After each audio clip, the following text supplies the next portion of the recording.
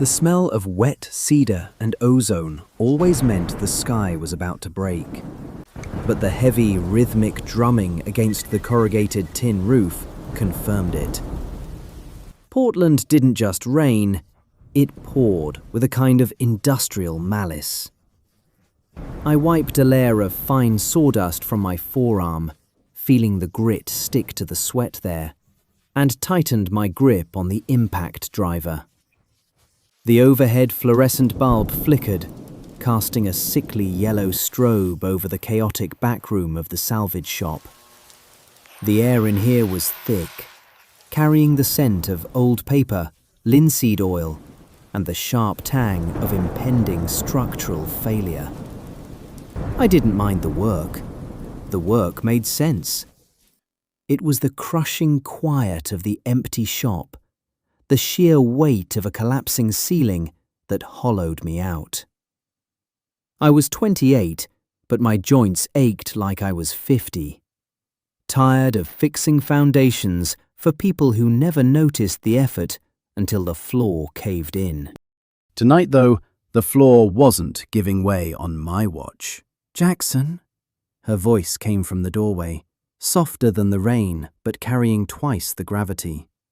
Amelia stood there, a thick knitted cardigan wrapped tight around her shoulders, her dark hair pulled back into a messy knot that looked like it had been wrestled with all day.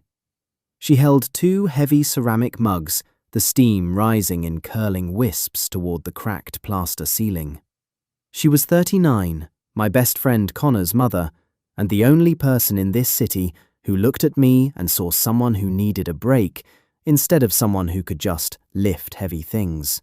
"You're stripping the screw," she pointed out quietly. I stopped the drill. The sudden silence in the room was heavy, insulated by the storm outside. I looked down at the bracket. She was right. I was over-torquing the structural brace against the compromised load-bearing beam. "Just making sure it holds," I said, my voice rougher than I intended.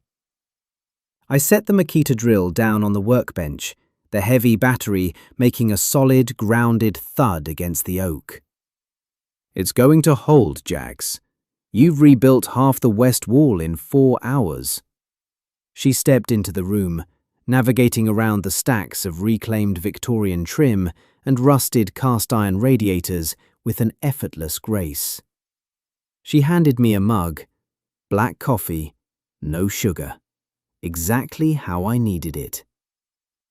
Our fingers brushed against the warm ceramic. I didn't pull away, but I didn't linger. I anchored myself to the heat of the cup, focusing on the dark liquid inside instead of the exhausted lines around her eyes. "Diego called again," she said, her voice dropping a fraction of an octave. The name hit the room like a cold draft. Diego Powers. The building's new owner, a corporate landlord who wanted her independent salvage shop gone so he could gut the block for luxury condos. "He sent an email an hour ago. The structural inspection is moved up. If the roof beam isn't certified stable by 5 tomorrow evening, he's invoking the hazard clause in the lease. Eviction in 48 hours. I drank the coffee.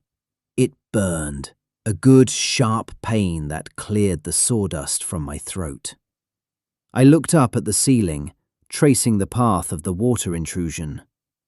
The original joists were Douglas fir, old growth, dense as iron. But the previous tenant had notched a 4x4 beam improperly to run a vent pipe, compromising the shear load.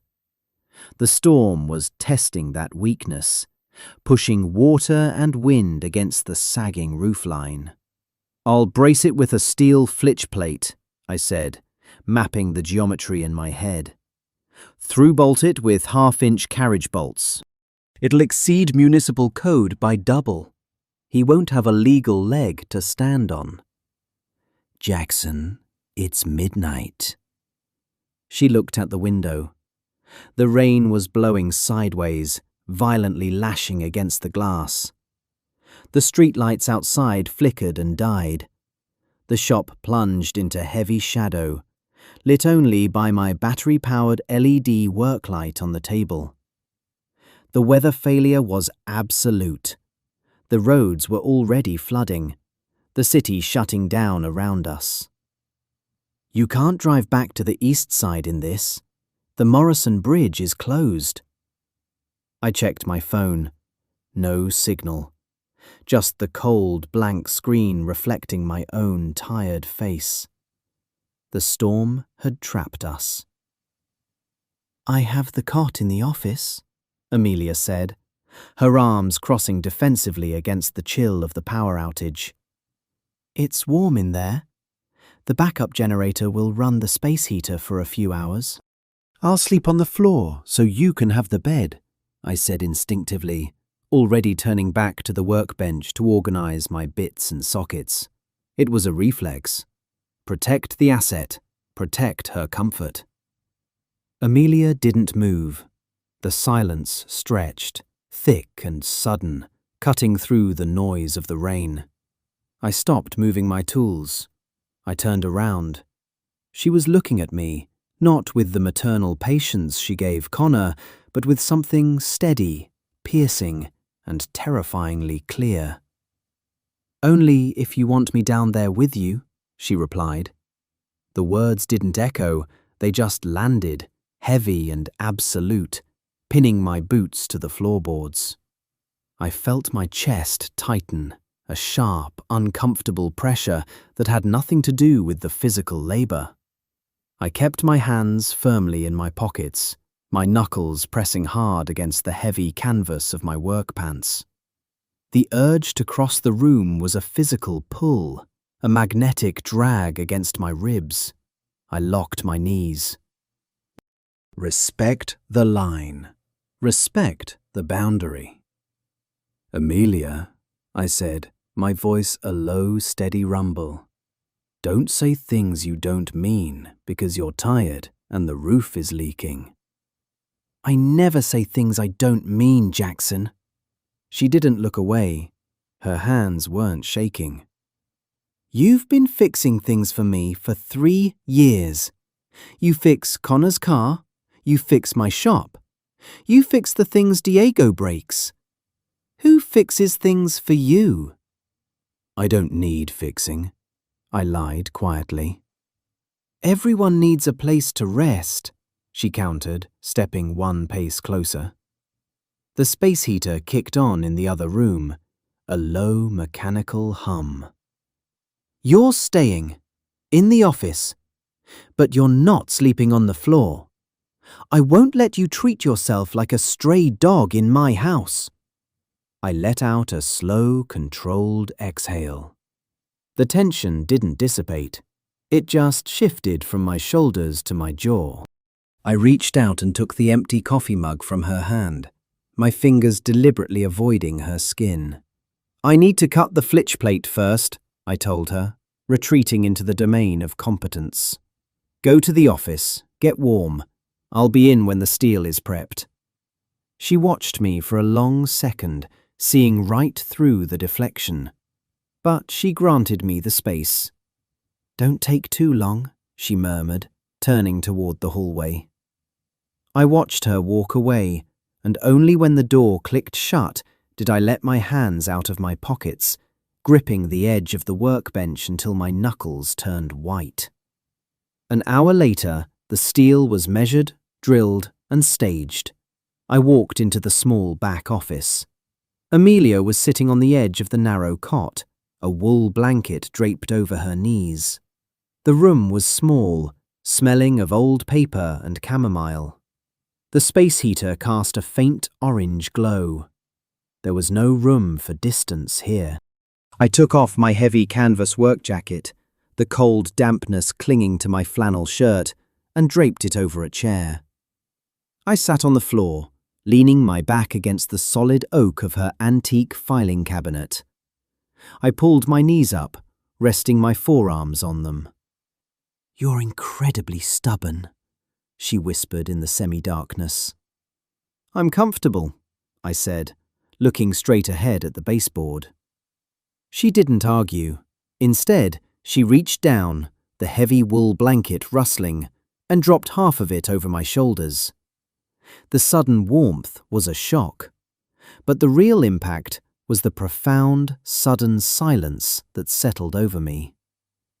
The chaos of the storm, the pressure of Diego's eviction, the exhaustion in my bones. It all felt physically blocked out by the weight of that blanket and her proximity. "I'm terrified we're going to lose this place, Jax," she admitted, her voice finally cracking. I didn't offer a platitude. I didn't tell her everything happens for a reason. I leaned my head back against the cabinet, just inches from where her legs dangled off the cot. "You won't," I stated, presenting it as a measurable fact. "I have the steel, I have the bolts. Tomorrow at dawn, I'll hoist the plate and lock the joist. Diego's engineer will look at it at 5, and he will have to sign the compliance form. It's physics, Amelia. Physics doesn't care about corporate greed." I heard a soft, shaky exhale from above me. A tremor stopped. The air in the room stopped vibrating with her anxiety. My certainty flowed upward, grounding her. "Okay," she breathed. "Okay. I trust you." I closed my eyes, the words settling deep in my chest like a poured concrete footing.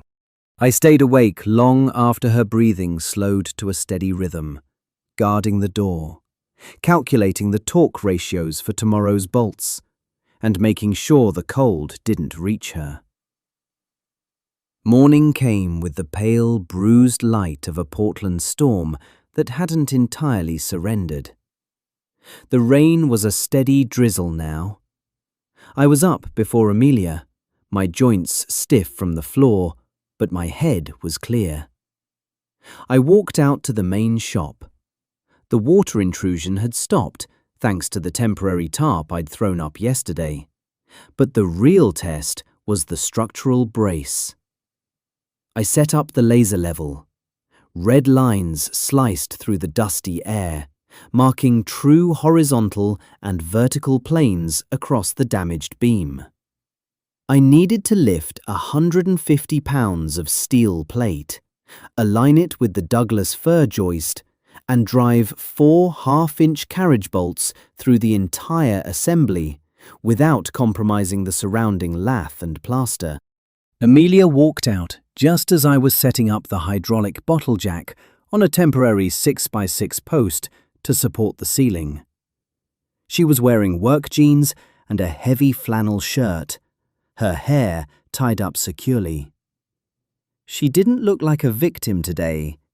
She looked like the owner of her territory. "What do you need me to do?" she asked. No hesitation, no helplessness. "I need you on the laser level," I instructed, my voice slipping into the sharp, rapid cadence I used on job sites. "When I start pumping the jack, the beam is going to groan. It's going to sound like it's breaking. Don't panic. Watch the red line on the target block. When the line hits the black 0 mark, you yell, 'Stop!' Exactly on the 0. If we overlift, we crack the masonry upstairs." She nodded, stepping up to the tripod. I positioned myself under the heavy timber, my gloved hands resting on the cold steel of the jack handle. "Ready?" "Ready," she confirmed. I started pumping. The hydraulic fluid hissed.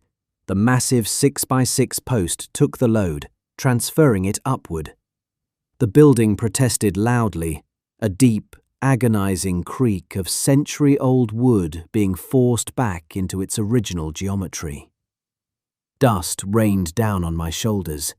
I kept my eyes on the steel plate, guiding it into the channel. "Hold," Amelia called out. "1/4 inch to go." I gave it 2 more precise, fractional pumps. "Stop. Dead on 0. I locked the valve. The ceiling was stabilized. I didn't pause to celebrate. I grabbed the heavy half-inch auger bit and the drill. "Hand me the bolts as I punch through," I said. For the next 2 hours, we worked in total synchronicity. I drove the heavy steel bits through the dense, old-growth wood, the drill bucking and fighting my wrists. The torque was massive, threatening to twist my arm out of its socket if I lost focus.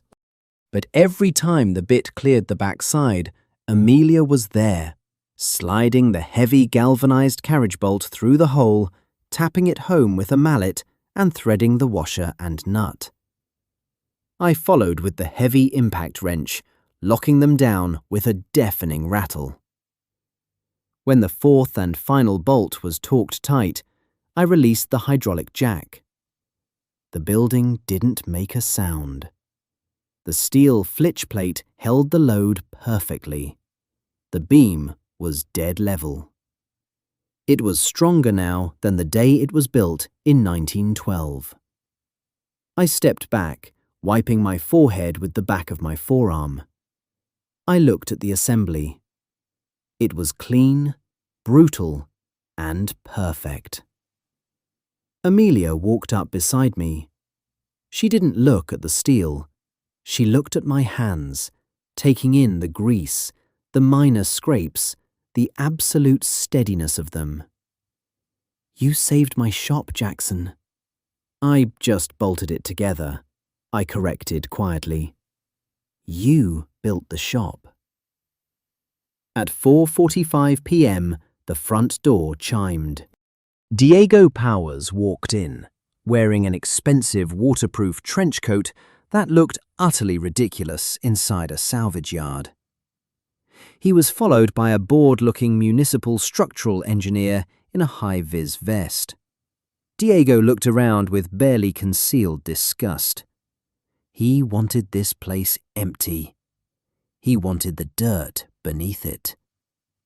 "Amelia," Diego said smoothly, stopping a few feet away. "I hope you have your inventory packed. The weather delayed my crew, but the eviction stands if this structure isn't signed off." Amelia stood tall, her chin lifting. She didn't shrink.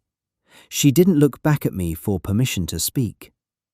"The structure is sound, Diego. Have your engineer inspect the west load-bearing wall." Diego smirked, gesturing to the engineer. The man walked past us, pulling out a heavy flashlight and a clipboard. He approached the beam.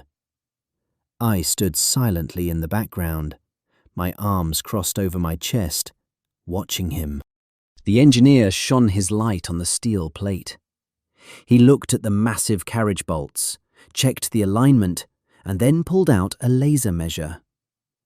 He spent 3 minutes in total silence. Then he turned around. "Who did this?" the engineer asked. "I did," I said, stepping forward just enough to be seen. The engineer looked at my boots, my calloused hands, and the heavy tool belt slung over my shoulder. He nodded with genuine professional respect. "It's a textbook flitch plate reinforcement. He used 1/2-inch grade 8 hardware and through-bolted it. The shear strength is rated for triple the current load. It passes code. Hell, it exceeds it." He scribbled his signature aggressively on the compliance form and handed it to Diego. "You can't evict based on structural hazard, Mr. Powers. The building is safe." Diego stared at the paper, his jaw tightening. The smugness vanished, replaced by a cold, bureaucratic anger. He looked at Amelia, then at me. "This is a temporary delay, Amelia. You're fighting a war you can't afford." Amelia stepped forward, pulling a manila envelope from the counter. "Actually, Diego, I read the addendum in the original lease. Clause 14, B. Any permanent structural improvements made by the tenant that pass municipal code must be credited against the lease term at fair market value of the labour." She handed him the envelope. Jackson's contracting firm billed me for an emergency structural retrofit. The invoice is for $15,000. According to your own lease, my rent is paid in full for the next 8 months. Get out of my shop. I felt a sudden sharp surge of pure admiration hit my chest. She hadn't just survived. She had weaponized the system against him. She had used my competence as her ammunition. Diego snatched the envelope, his face flushing dark red. He didn't say another word. He turned on his heel and walked out, the door slamming behind him. The silence that followed wasn't heavy.